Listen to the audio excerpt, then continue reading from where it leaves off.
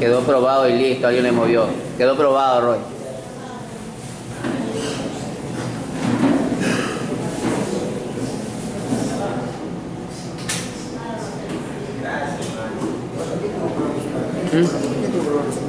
Ah, yo lo probé. Sí, hasta acá viene. ¿El papel iba bien de probar eso? Con la autoridad del pastor la hago yo. Ah, está bien. Yo no hago nada sin la autoridad del pastor.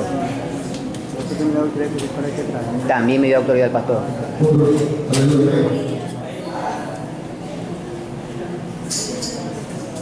Amén, amén. Amén, amén. Aleluya.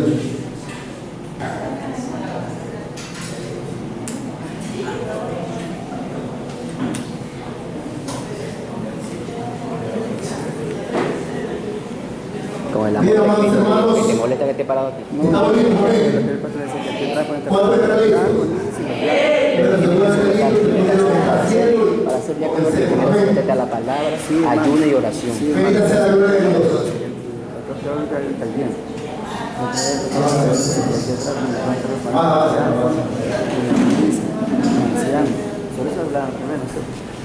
Yo estoy haciendo la orden, hermano. Bien, mi hermano, hoy pensaba avanzar directamente hacia lo que es el lugar santísimo. Y aunque usted no crea, hermano, no le había dado mucha importancia a estos utensilios que usted ve ahí, pero estoy analizando bastante sobre ello y estoy meditando mucho. Y digo, Señor, alguna razón tiene que haber para que estén ahí, para que incluso haya venido a mí esa toma que está ahí encima. Quizás si no hubiera tenido de haber pasar el brazo, pero me llamó mucho la atención, así que decidí investigar el hermano sobre esto y tiene mucho que ver acerca de también lo que es el hecho de que Jesucristo nos haya dado salvación y sobre el servicio a Dios. Amén. Como usted puede ver, aparentemente son los pequeños objetos, los utensilios que se utilizaban en el lugar santo. Pero el solo hecho de que estuvieran hechos totalmente de oro, estos utensilios, no eran como los otros objetos que eran hechos de madera y bañados en oro. Estos tenían las mismas virtudes que el candelero. Las mismas virtudes que el candelero. Pues lo que usted recuerda, tanto el altar como la mesa estaban hechas de madera, pero recubiertas en oro. Pero el candelero estaba totalmente hecho de oro. Amén. Asimismo, estos utensilios que usted ve ahí también estaban hechos en oro puro y también estaban hechos para el servicio de la gloria de Dios. Amén. Si te puede pasar a la próxima. Ahí tenemos la cita bíblica donde aparecen ellos. Está en el libro de Éxodo 25, justamente en estos capítulos que estamos viendo, del 25 hasta el 30, habla acerca de todo lo mobiliario del tabernáculo. ¿Ven? Las cortinas, los actos, el altar, candelero, la mesa de los panes, todo, incluyendo estos objetos de los que vamos a hablar el día de hoy. Dice Éxodo 25-29, dice: harás también sus platos, sus cucharas, sus cubiertas y sus tazones con que se limará. De oro fino los harás. En el libro de Éxodo 37-16 dice: también hizo los utensilios que habían de estar sobre la mesa, sus platos, sus cucharas, sus cubiertos y sus tazones, con que se había de limar, de oro fino. Bendita sea la gloria de Dios. Entonces podemos ver que había también en el lugar santo ciertos utensilios hechos de oro y que eran usados para los diferentes ritos que los sacerdotes hacían en servicio a Dios. La parte de los rituales en que se los utilizaba se conoce en la palabra de Dios como libación, oración y ablución. Usted puede ver la diapositiva que dice, ahí están las tres palabras que aparecen para hablar acerca de los rituales que se hacían, de la parte en que se utilizaban ellos. Vamos a estar hablando qué significa cada una de estas cosas para poder entender por qué estaban estos utensilios ahí.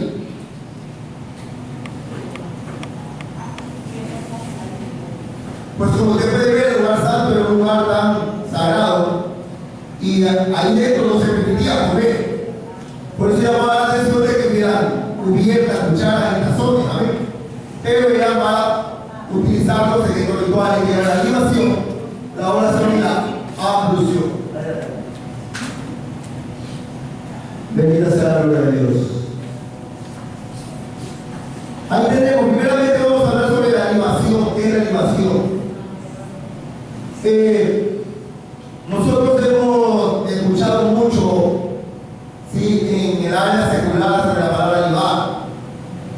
Y algún hermano tiene idea de qué libar. Tomar.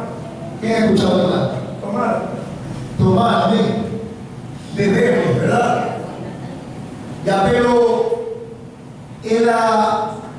en ningún diccionario bíblico aparecía un extracto, un resumen acerca de qué realmente era la libación, ¿sí? Pero la Real Academia Española de la Lengua lo pone de la siguiente manera: es una ceremonia religiosa antigua que consistía en derramar vino u otro licor en honor a sus dioses.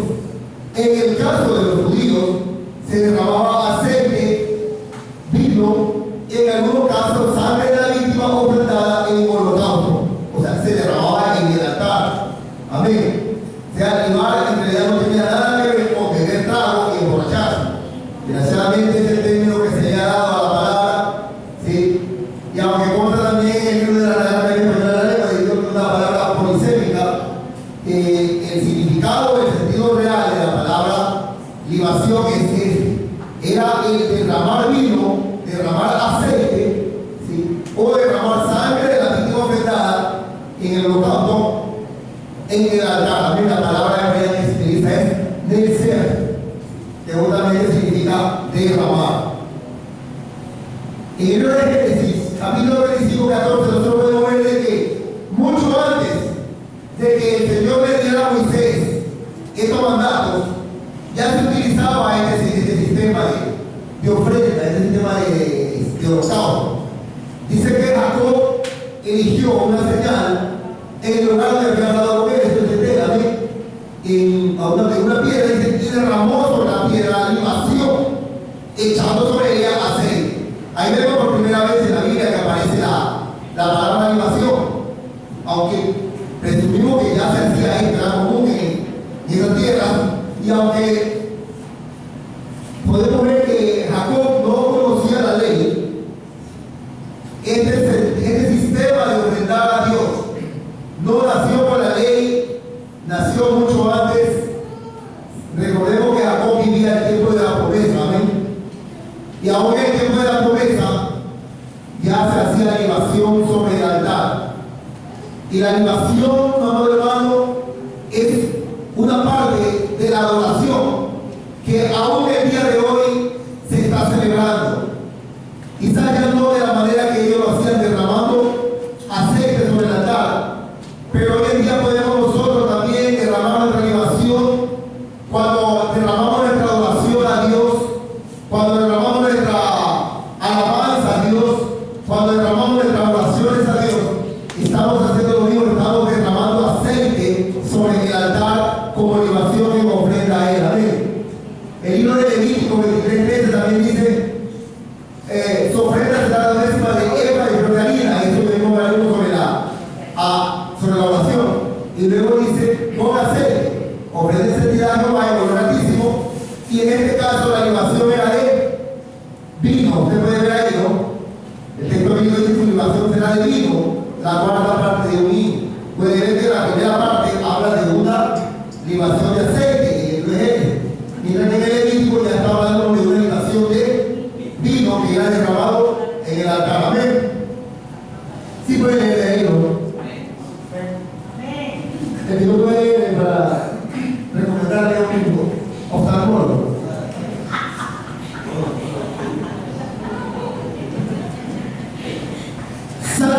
6:4 dice: se multiplicarán los dolores de aquellos que sirven a diligentes a otro Dios. No ofreceré yo sublimaciones de sangre, ni en mi grano tomaré su nombre. Aquí está hablando David acerca de las personas paganas que derramaban ofrendas sobre dioses falsos, sobre dioses paganos, ¿amén? Y en el cual él pues dice que él no va a tener la misma actitud, pero en este caso él revela que también había libación de sangre, que era la sangre de la víctima derramada en el altar, como usted puede ver ahí. Y están los tres tipos de libación de lo que habla allá el artículo que habla sobre lo que es la libación.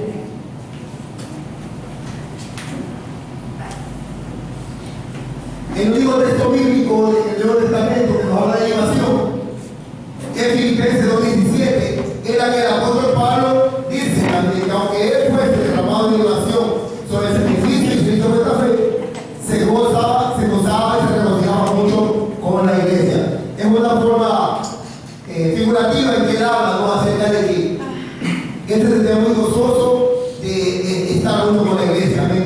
No se la pasó, hermano. Bendita sea la gloria de Dios. Entonces, si entendemos lo que es la libación, amén. Si entendimos lo que es la libación.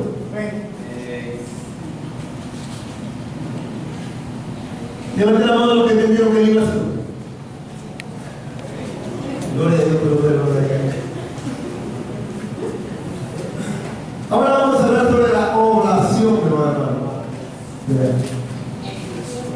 Y de igual manera, la Real Academia Española de la Lengua dice: acción de entregar o disponer delante de un altar ofrenda especial sólida, no cruenta.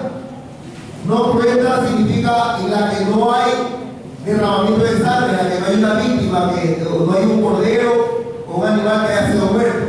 Es decir, es una ofrenda vegetal o mineral como oro, plata o piedras preciosas, etc. En el caso de los judíos consistía en flor de harina o harina fina, también en cereales, trigo, etc. Usted al leer un registro bíblico, usted sabe que son todas las cosas que se ofrendaban, amén, ahí, si no el registro bíblico, pues el invito a que lea, que ahí la Biblia va a encontrar todo esto. Este término oblación aparece solamente 2 veces en la Biblia como oblación. Los demás textos son referentes de que se hacía este ritual.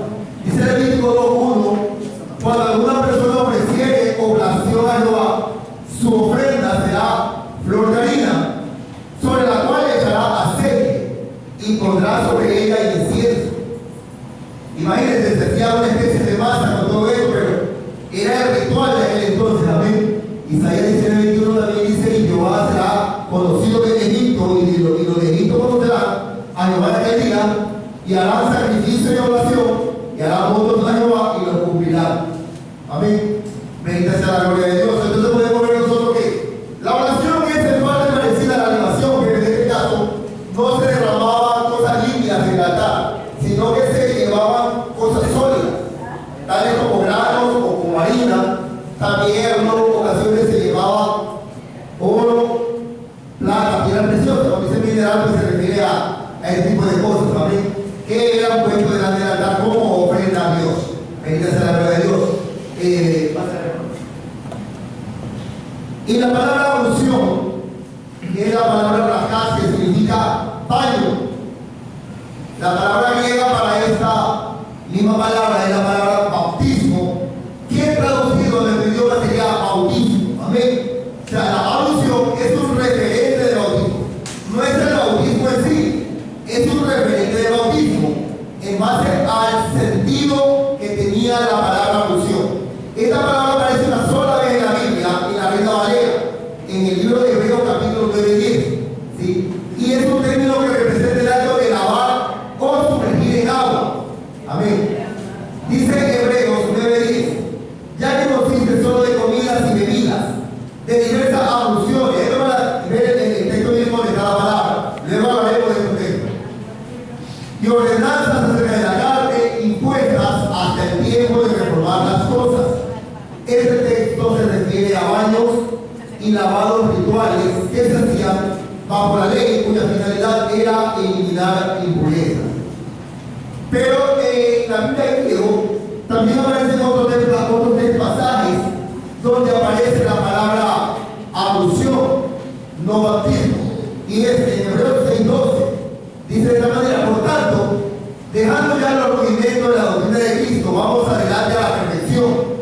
no echando otra vez el fundamento del arrepentimiento de las muertas, de la fe en Dios, de la doctrina del bautismo, la palabra hebrea de la doctrina de la unción, de la imposición de manos, de la resurrección de los muertos y del juicio eterno. Aquí habla acerca de la doctrina del bautismo, puesto que en la iglesia primitiva se imponía como requisito fundamental para la salvación el bautismo. Por eso el siervo que escribe el libro de Hebreos, no se conoce por si era cierta, si es Pablo o Bernabé o cualquier otro siervo de ellos, habla de que, haciéndole un hincapié de que no era tan fundamental como el conocer en sí a Jesucristo. Por eso le habla este texto, le dice, dejando atrás todas estas cosas, echando otra vez el fundamento del arrepentimiento, de la muerte, de la fe en Dios y de la doctrina del bautismo, que uniendo la palabra que aparece, ablución. Bendita la gloria de Dios. Amén. Pasen a la próxima semana.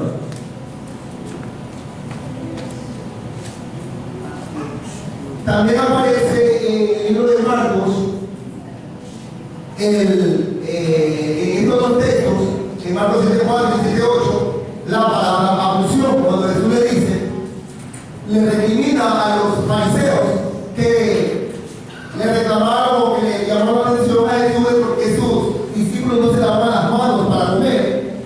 Y entonces le dice así, y volviendo a la plaza, si no se lavan, no comen. Y otras muchas cosas hay que tomarlo para guardar, como los lavamientos de los vasos, y ahí aparece la palabra ablución, cuando habla de lavamiento, de beber y de los jarros y de los utensilios de metal. Y luego, más adelante, en el versículo 8 le dice, porque dejando el mandamiento de Dios, se aferran a la tradición de los hombres, de los lavamientos de los jarros y de los vasos de beber, y hacéis otras muchas cosas semejantes. Estos dos textos que habla Jesucristo de sus palabras, se refiere a la obligatoriedad religiosa que se había impuesto a los judíos de lavar los utensilios cuando se iba a beber agua o cuando se iba a comer. Es más, también se hacía la ablución de lavarse las manos obligatoriamente. Caso contrario, de no hacerlo, era considerado un pecado o una blasfemia el no lavarse ni lavar los vasos en el cual se va a tomar el agua. Bendita sea la gloria de Dios. Eran meros rituales, amén, que en realidad podemos comer por la palabra, no hacían mejor al hombre, no cambiaba la vida del hombre. Jesús se encargó de eso, estaremos hablando ya mismo, creo que leo esto. En el libro de 2 de Crónicas, capítulo 4, verso 6, también vemos de que Salomón, cuando construyó el templo, ¿sí?, hizo, dice, 10 fuentes, donde puso a la derecha 5 y 5 a la izquierda, para lavar y limpiar en ellas todo lo que se ofrece en holocausto. ¿Sí? Pero el mal era para los sacerdotes, pero más era para que los sacerdotes se lavaran en él personalmente. Pero era más para que los sacerdotes se lavaran en él. Amén. También se considera ablución y lavamiento de manos y pies de los sacerdotes que lavaron. Eso vimos en Éxodo 30, cuando estuvimos hablando acerca de la fuente de bronce. Amén. Era también otro tipo de ablución en que ellos tenían que lavarse las manos y los pies. Caso contrario, corrían peligro de muerte si trataban de entrar al tabernáculo sin haberse lavado. Bendita sea la gloria de Dios. Pase, hermano. Estos utensilios que vemos ahí en la parte alta no podían tener uso profano. Y al hablar de uso profano, entienda que no puede tener uso para las cosas comunes, ni tampoco para hacer libación o ofrenda delante de cualquier otro Dios que no fuese Jehová. Sí. El libro de Daniel, en el capítulo 5, nos habla claramente una historia sobre esto. Nos habla de un rey caldeo, el rey Belsasar, que se atrevió a usar los utensilios sagrados para un banquete que él ofreció a miles de príncipes, y ese banquete lo ofrendó a sus dioses paganos. Amén. Voy a leer brevemente uno de los textos para que ustedes se pongan en la historia, porque no creo que todos hayan leído la Biblia. Dice Daniel 5, el rey Belsasar hizo un gran banquete a 1000 de sus príncipes, y en presencia de los 1000 bebía vino. Belsasar, con el gusto del vino, es decir, ya ebrio, mandó que le trajesen los vasos de oro y de plata que Nabucodonosor su padre había traído del templo de Jerusalén. En realidad, cuando dice su padre, se habla de la heredad, de que era de la descendencia, puesto que era en realidad nieto de Nabucodonosor. Había traído el templo de Jerusalén para que viviesen en ellos el rey y sus grandes y sus príncipes, sus mujeres y sus concubinas. Entonces fueron traídos los vasos de oro que habían traído del templo de la casa de Dios que estaba en Jerusalén. Entiéndase que estaba en el templo de Salomón en aquel entonces. El templo de Salomón, ¿sí? Fueron tomados, pero antes de tener el templo de Salomón estuvieron ¿dónde? En el lugar santo, en el tabernáculo de Dios. Amén. Y vivieron en ellos el rey y sus príncipes, sus mujeres y sus concubinas. Avance, hermano. Dice en los versículos 5 y 6: en aquella misma hora aparecieron los dedos de una mano de hombre que escribía delante del candelero sobre lo encalado de la pared del palacio real, y el rey veía la mano que escribía. Vean, hermano, cuando dice delante del candelero, no dice si exactamente era el candelero del que hemos hablado en las lecciones anteriores, sí, pero parece ser que él hizo llevar todos los utensilios que había en el lugar santo. Y es muy posible que ese candelero haya sido el candelero de Dios que lo llevó para ponerse ahí a beber delante de la cosa santa de Dios. Es una posibilidad, no lo puedo decir con certeza porque el texto bíblico no lo dispone de esa manera. Pero el hecho de que el dedo aparezca sobre el candelero nos da la idea de la posibilidad de que ese haya sido el candelero que llevó este rey. Entonces tal vez el rey palideció y sus pensamientos lo tomaron y se debilitaron sus ojos. Y sus rodillas daban la una contra la otra, que es el terror que tiene que sentir este hombre en el momento en que vio esa mano escribiendo en la pared. Para no alargar, vemos que el pago de su ofensa ante su ofensa a Dios, al haber utilizado las cosas santas para su beneficio personal, para su deleite, fue la muerte. En los versículos 30 y 31 del capítulo 5 dice: la misma noche murió Belsasar, rey de los caldeos, y Darío de Media tomó el reino siendo de 62 años. Entiendo una cosa: Darío de Media no era descendiente de Belsasar, era de un pueblo que vino a invadirlo. O sea, ese hombre sufrió la muerte y la pérdida de su reino, la pérdida de su familia, la muerte de todos los príncipes que estaban con él. Todos ellos fueron muertos en esa misma noche a manos de los medo-persas, que fueron quienes conquistaron en aquella noche el reino de Babilonia. Bendita sea la gloria de Dios. Justamente el nombre de este rey era Belsasar, que significa príncipe de Bel. Entiéndase por Bel al dios pagano Baal. Bendita sea la gloria de Dios. Es decir, mi amado hermano, si usted ve el sentido de príncipe de Baal, estamos hablando de que una persona que toma lo sagrado, lo santo, lo que es de Dios, para su deleite, para sus beneficios personales, está incurriendo en hacer justamente lo que Satanás quiere crear. Por lo tanto, el hacerlo es una obra satánica, es una obra de Satanás. Usted sabe que Satanás siempre, desde el principio de la creación, siempre ha querido tomarse el poder y la gloria de Dios para sí mismo. Y ese sentir de él muchas veces es traducido a hombres que bajo el espíritu de la apostasía se toman hoy en día, mi hermano, lo santo, lo sagrado, para profanarlo, para degenerarlo. Bendita sea la gloria de Dios. He estado viendo videos de hombres que predican la palabra de Dios y predican unas basuras terribles, hermano. Predican cosas en las que solamente uno puede ver así claramente que el único objetivo de ellos no es la edificación de la iglesia, es el beneficio personal de ellos. Amén. Es el beneficio personal, y no lo entiendan solamente en lo económico, sino que el beneficio personal es tanto en lo doctrinal. Pues muchos hombres hoy en día han transformado la doctrina santa de Dios para que se les permita a ellos vivir de la manera que ellos quieren vivir y crean doctrina conforme a sus criterios. Y esa es una manera de tomar lo santo y lo sagrado para su propio deleite. Lo santo y lo sagrado lo profanan creando doctrinas en las cuales ellos tapan o cubren la forma de vida que llevan. Otros también lo hacen para incurrir en beneficios económicos personales. Usted ya, algunos de los hermanos aquí, yo sé que ven mucho estos videos y tienen la capacidad espiritual de discernir y saben que esto no es de parte de Dios, hermano. El siervo de Dios tiene que tener una palabra de bendición sin esperar que su bolsillo se llene.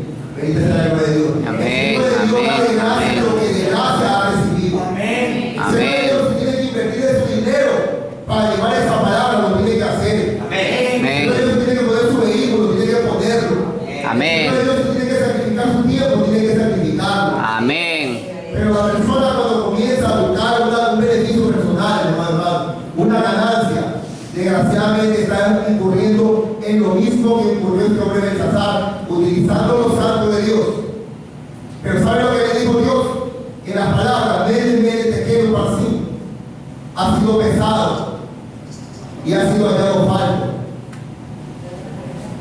Y el hombre que estaba incurriendo en todo esto también está en la mesa de la balanza de Dios. Y es más, yo me atrevo a decir por la palabra que todos estamos en la balanza de Dios. Todos.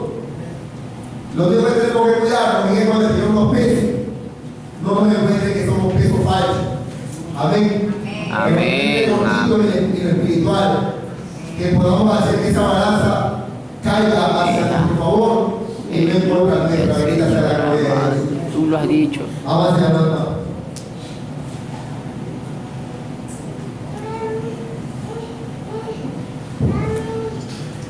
El Nuevo Testamento nos habla del sacrificio de Cristo como cumplimiento de estos rituales para nuestra salvación. Debido a que los rituales de la ley no pudieron hacer perfecto al hombre, no pudieron salvarlo. Pero ¿sabe qué? Que la sangre de Cristo y el nuevo pacto que trajo con él pudo hacer perfecto al hombre y darle la salvación. Vamos a leer lo que dice Hebreos capítulo 8, versículo del 1 al 7. Tiene como prefacio esta lectura el mediador de un nuevo pacto. Quiero que lo escuche bien, que lo lea ahí. Gracias, me toman el trabajo de pasar en diapositiva los textos bíblicos para que usted lo lea, no pierda tiempo abriendo la Biblia, ya lo tiene ahí listo. Si quiere anote los textos para que pueda verificar en su casa. Si usted no tiene memoria de computadora, bueno, ya está todo bien, ya sabe que así se le graba en su mente y no se va a olvidar. Gloria a Dios por eso, dice la palabra así. Ahora bien, el punto principal de lo que venimos diciendo es que tenemos al sumo sacerdote, el cual se sentó a la diestra en el trono de la majestad de los cielos. ¿De quién está hablando? De Cristo, amén. Ministro del santuario y de aquel verdadero tabernáculo que le mandó el Señor y no el hombre. Cuando hemos hablado que Jesús fue el tabernáculo que vive de nosotros, amén.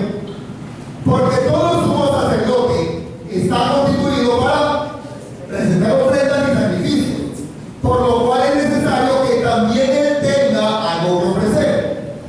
Ahora bien, entendemos que el hombre, como hombre, no tenía nada que ofrecer, pero Cristo sí tuvo mucho que ofrecer.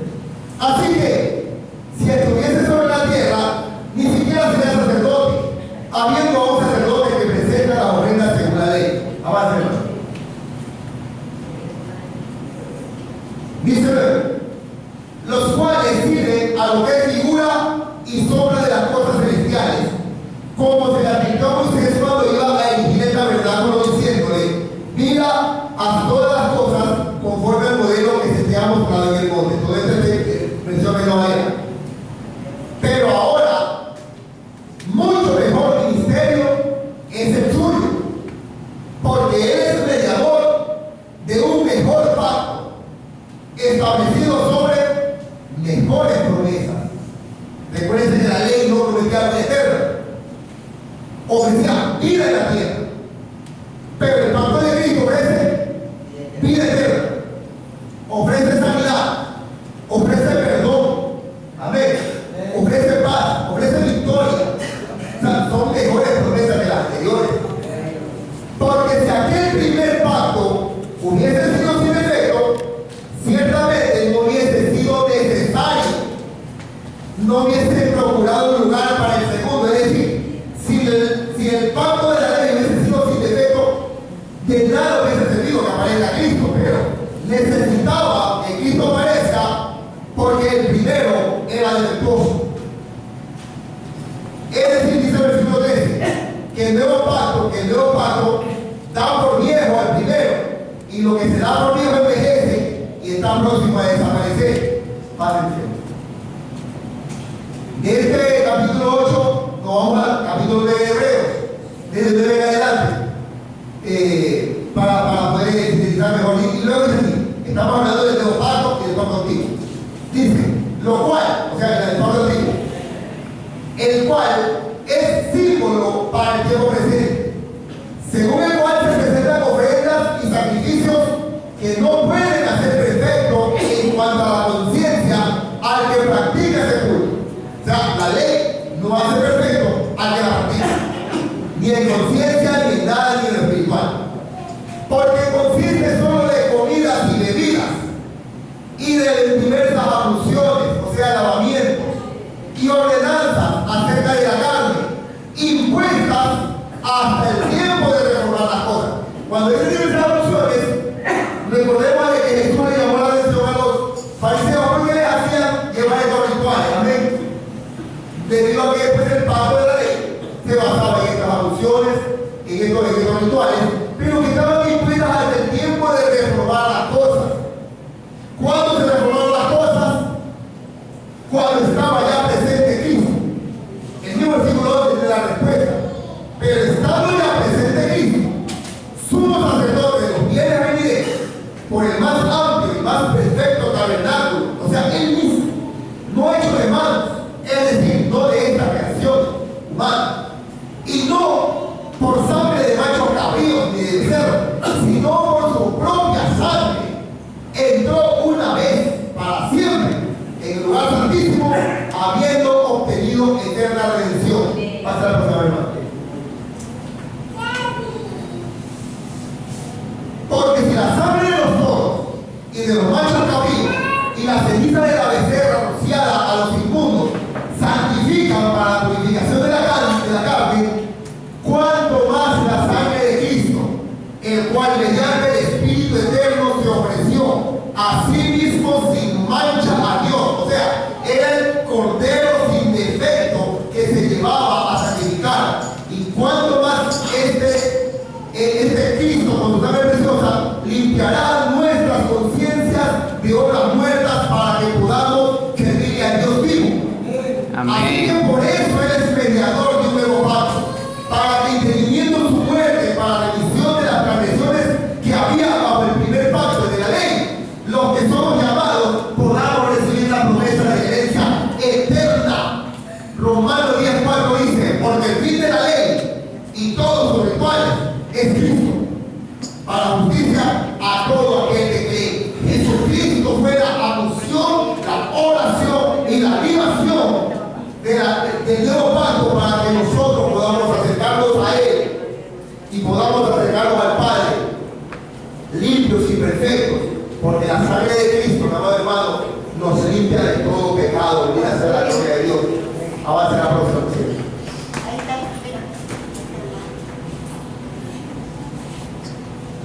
Dice Mateo 26, verso 26-28. Aquí vemos cómo Jesús se presenta o se entrega como oración y como libación. Y mientras comían, tomó Jesús el pan y bendijo y lo partió, y dio a sus discípulos y dijo, tomad, comed, este es mi cuerpo. Cuando está comiendo, uno está comiendo, ¿de qué está hablando? De ingerir cosas sólidas, ¿sabes? Y luego dice, tomando la copa, habiendo dado gracias, les dio diciendo, bebed de ella, porque esta es mi sangre del nuevo pacto, porque por muchos es derramada. O sea, derramada en la carne significa, ¿qué se llama? Libación. Él se derramó, él se entregó como oración y como libación. Por eso, mi amado hermano,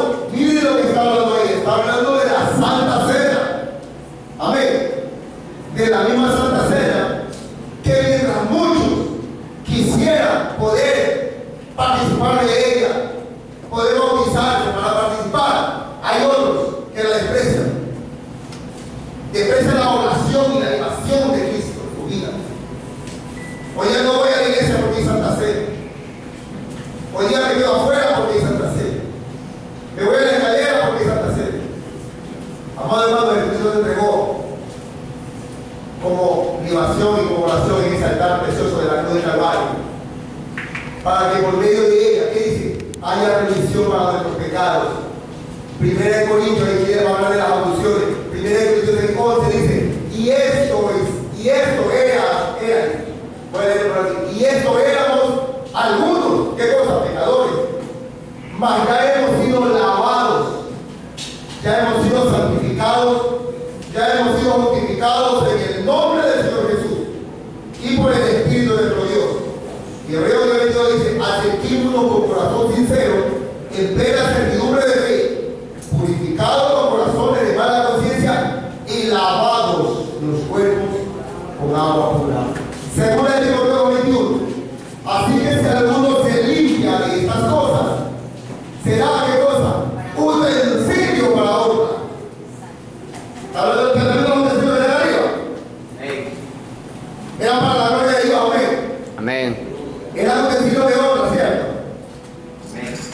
Dice que si alguno se limpia de estas cosas, será instrumento para honra, santificado, útil al Señor y dispuesto para toda buena obra. Bendita sea la gloria de Dios.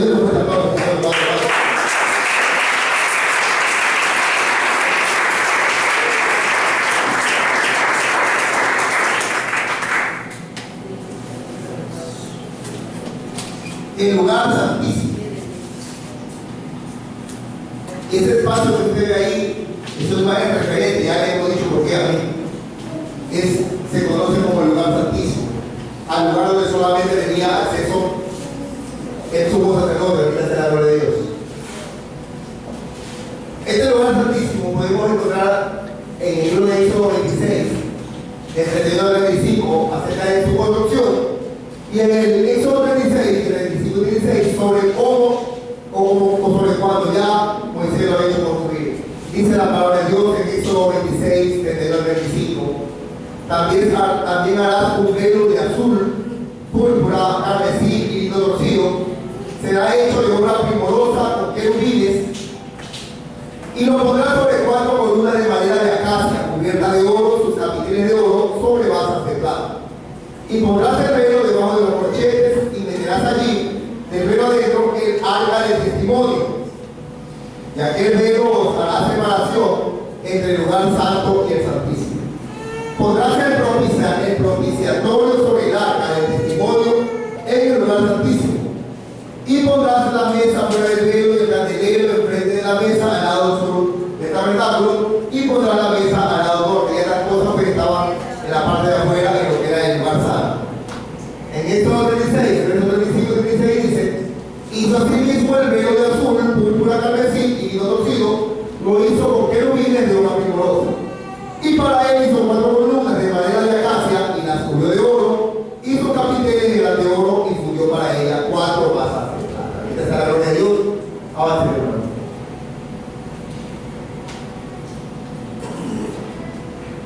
El velo del lugar santísimo. Bien, habiendo pasado entonces ya todas las cosas majestuosas y maravillosas que Dios tenía en el lugar santo, ya el sacerdote pues se encontraba frente al lugar santísimo, bendita sea la gloria de Dios. Este lugar santísimo tenía una cortina de separación que servía también de entrada a dicho lugar. Era un velo confeccionado, mi amado hermano, en obra majestuosa. La Biblia dice obra de recamador. Amén. Pase adelante, hermano. Por la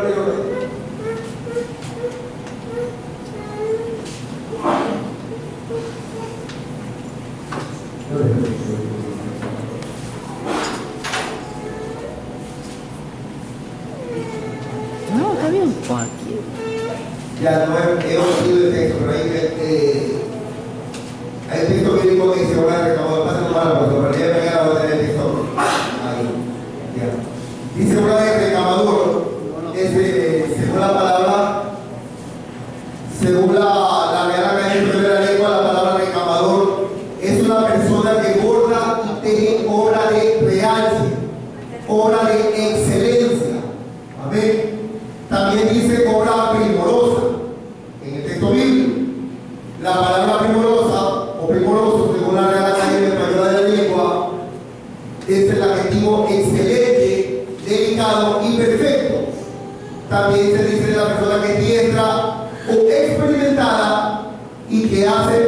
algo con perfección. O sea, que esa cortina que Dios le dio orden a hacerla, le dio una orden diferente a las otras, que tenía que ser hecha con perfección, porque de ahí para adentro estaba la mismísima presencia de Dios Altísimo. Y Él no habita en lo imperfecto, amado, no le habita en lo perfecto. Y yo decir, pero ¿cómo? Va a decir que Dios habita en lo perfecto si yo soy imperfecto. ¿Cómo puedo decir que yo entro a la presencia de Dios? Primero va a decir, hermano, que la sangre de Cristo nos ha hecho perfectos a nosotros. Aunque seamos imperfectos y pecadores, Cristo nos ve perfectos. Porque Él es perfecto. Y Él pagó con su sangre por nuestros pecados y nuestras iniquidades. Bendita sea la gloria de Dios.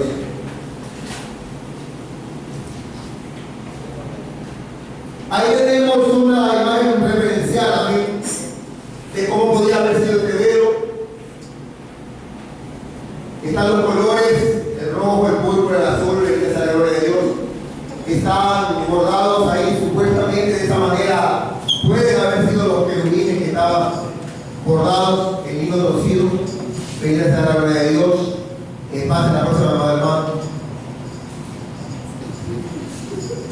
El velo del lugar santísimo, queremos, bendito sea el Señor, en el libro de Éxodo 26, 31, pues ya habíamos leído este texto, que dice: hagas un velo de azul por una carmesí, obra que conozcan los querubines. Podemos ver que este era muy parecido a la frente de los ángeles y también parecido a la del tabernáculo, pero con la diferencia de que en este caso tenía bordados unos querubines. Entonces, tenemos el velo hecho en azul. Ya. No voy a decir qué significa el azul, porque yo creo que hablé como un verde azul. Amén. ¿Cuántos se acuerdan? Púrpura. ¿Sabemos o no sabemos qué significa el púrpura? Sabemos qué significa, de dónde sacaban el tinte. Puse hasta ahí un animal, puse también una pantalla completa con el púrpura para los que no conocen el púrpura. De igual manera que el decir que es rojo, también aparece como grana, como escarlata. Hablé sobre los querubines, amén. Ahora entonces, ¿me puede alguien decir por qué razón? En las otras dos puertas no había querubines y en este velo del lugar santísimo sí había querubines. ¿Alguien puede decir por qué? Bueno, María. Mano Israel. Bueno.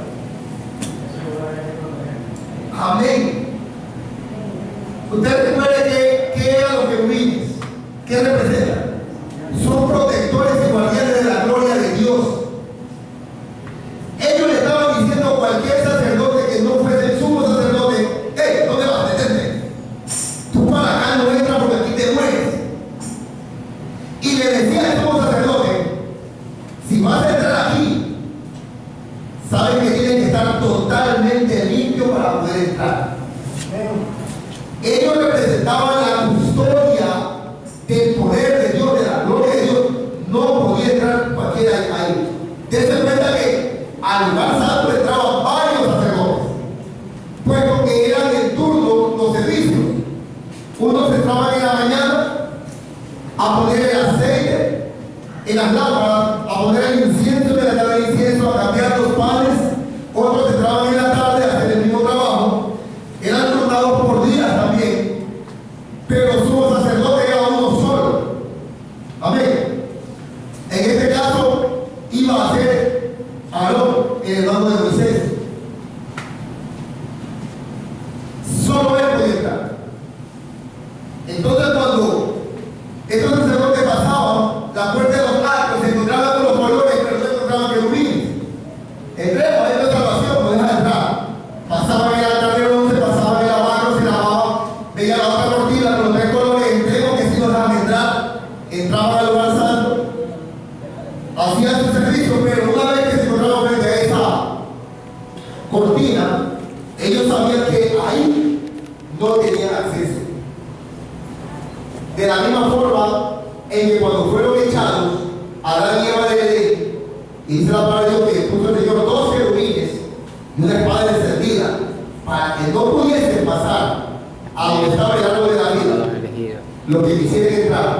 De esa misma manera no podían entrar los que quisieran entrar, salvo aquel hombre que había sido designado por Dios. Bendita sea la gloria de Dios. Entonces ya sabemos, amén. No vamos a quedar hasta aquí, hermano. Mañana estaremos hablando sobre sobre el acta de testimonio, bendita sea la gloria de Dios, sobre la parte interna del lugar santísimo. Ahí tenemos el arca, una imagen también referencial de estudio de cómo podía haber sido el arca de testimonio. Ahí usted ve los querubines, también tenía dos querubines sobre ella, sobre el propiciatorio.